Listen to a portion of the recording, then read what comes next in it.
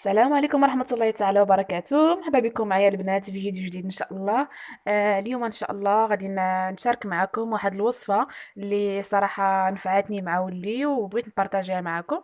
فهي فعالة جدا بالنسبة للوليدات الرضع اللي يلاه باديهم الكحبة يعني الكحة.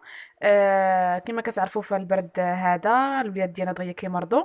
فانا صراحة تفاديت انني نعطيه الادوية. قلت نجرب بعدا العلاج الطبيعي. اذا ما جابش نتيجه هذيك الساعه نشوف مع الطبيب. فلهذا جربت هذه الوصفه هذه. صراحه هذه كانت عطاتها ليا ماما، كانت كديرها للولاد الصغار. المهم الوصفه ما نحتاجوش فيها بزاف ديال المقادير. غنحتاج راس ديال ونحتاج شويه زيت البليه. حتى الثومه ما غاديش نديرها ليه كامله.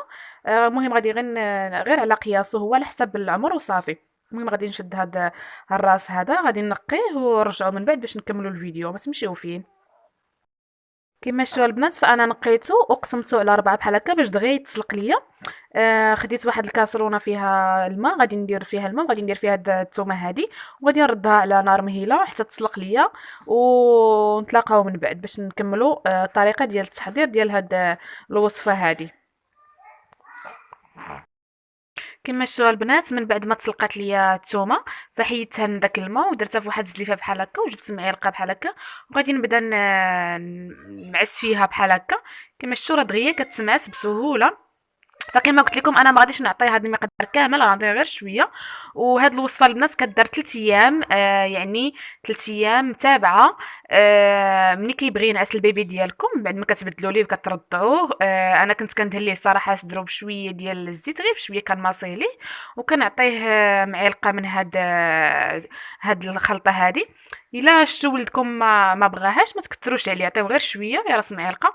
فانا ولدي كانت تعجبو، ما لقيتش معاه مشكل صراحه الحمد لله.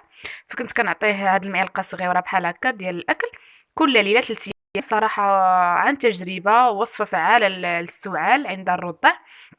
فغادي نستمر في المعس ديالها مزيان تتمعس ليا تولي ليا بحال الكريمه باش ما تجيش ما توحلش لي شي حاجه بحال هكا. ولا بقى لكم شي رويس ولا شي حاجه حيدوه. المهم خاصها تكون كريمه. هذيك التومه تولي كريمه في المعيز ديالها، ما تبقاش فيها حتى شي حبه باش ما توحلش للبيبي. من بعد البنات ما ساليت المعيس ديال الثومه فانا يزدت ليها شويه ديال الحليب ديال المنتدي ديالي. الا كان البيبي ديالكم كيدير الرضاعه فانتم يعني الحليب الصناعي نضيفوا ليه غير شويه، غير واحد المقدار شويه وصافي. صافي غنخلط بحال هكا. من بعد غادي نزيد ليه غير شويه ديال الزيت البلديه.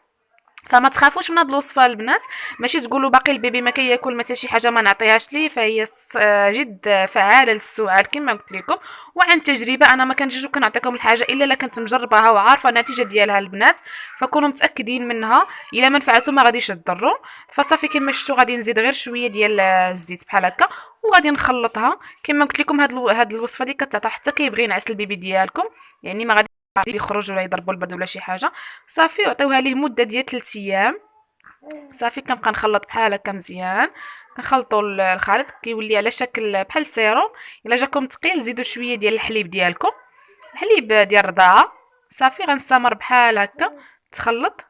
فما كتجيش فيها كاع، ما كتجيش لا حاره لا حتى شي حاجه البنات. وهذا هو الخليط ديال هذه هي الوصفه ديال اليوم. كنتمنى تنال اعجابكم وتنفعكم مع وليداتكم.